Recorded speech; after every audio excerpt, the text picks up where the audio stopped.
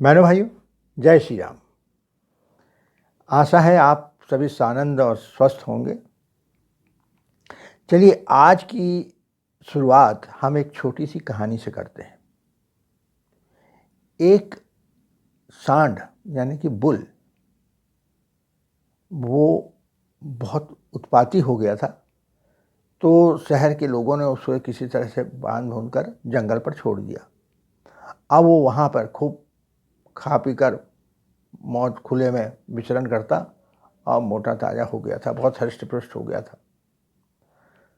तो एक दिन वो जब घास चरते खड़ा था, तो वहाँ पर एक गुफा पे बैठी हुई लोमड़ी ने अपने पति से कहा कि देखो उस सांड को, उसके कंधे पर देखो कैसा लोथ टपक रहा है, लटक रहा है। ऐसा लगता है कि अब तब में गिर जाएगा। तो क्यों ना हम उसके पीछे चलें और जैसे ही वो गिरे तो हम उस पर सबसे पहले कब्जा कर लें। तो हमारे लिए तो बहुत अच्छा भोजन मिल जाएगा, एक नया भोजन हो जाएगा। हम लोग बहुत दिन से परेशान हैं, यहाँ बैठ के चूहे खा के, छोटे मोटे जीवों को खाकर यहाँ पे।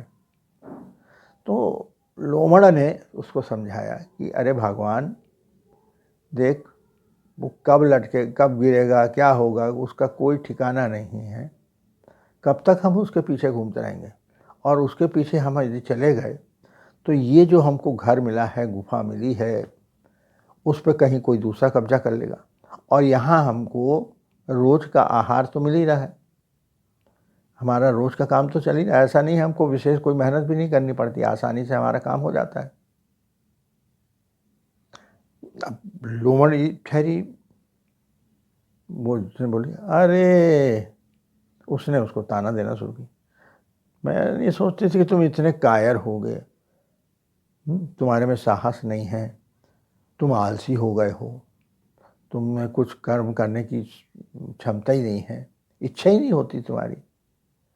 आखिर प्रताड़ित होकर बेचारा क्या करता स्त्री से प्रताड़ित होकर तानेबाजी सुनकर बोला ठीक है चलो चलते हैं। दोनों निकल पड़े और उसके पीछे पीछे चलते रहे। ऐसा करते करते उनको 7-8 दिन हो गए। भूखे प्यासे बेचारे उस चक्कर में उनको कोई दूसरा आहार भी नहीं मिला, भूखे प्यासे रहे। आखिर में लोमड़ी बोलती है हटाओ जी, छोड़ो, चलो वापस चलते हैं। और फिर वो लोग वापस लौटे। जब वहाँ वापस लौटे तो उनकी गुफा पर, उनके निवास पर दूसरे ने कब्जा जमा लिया था। तो लोमड़ ने कहा कि देखो, अनिश्चितता के पीछे दौड़ने से जो निश्चित रहता है वो भी हाथ से जाता रहता है। तो इसलिए कोई चीज़ मिलेगी जिसकी गारंटी नहीं है, उसके लिए अपना दिमाग दौड़ाना, उसके पीछे मेहनत करना, उसके पीछे लालच करना, ये व्यर्थ है। अब आप इसको समझ चुके होंगे कि मैं क्यों कह रहा हूँ।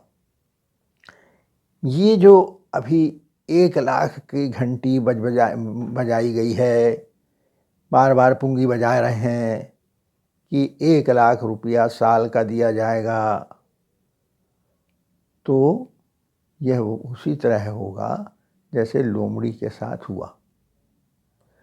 उसमें जो आपको अभी 1000 रुपये महीना मिल रहा है, उससे भी आप हाथ धो बैठोगे। ये संदेश गया। तो जो हाथ में है उसको छोड़ के जो नहीं है उसके पीछे भागना, ये बेवकूफ़ी है। आधा छोड़ पूरी को धावे, आधा छोड़ना पूरी पावे, ये भी कहावत आपने सुनी होगी। तो ये जो कहावत है वो यहाँ पर पूरी तरह चरितार्थ होती है। अब जिनको समझना है इस बात को अच्छी तरह समझ लें कि कौन सी गारंटी है और कौन सी गारंटी नहीं है। ये आप खुद समझ लीजिए। जय श्री राम इति अध्याय समाप्त है।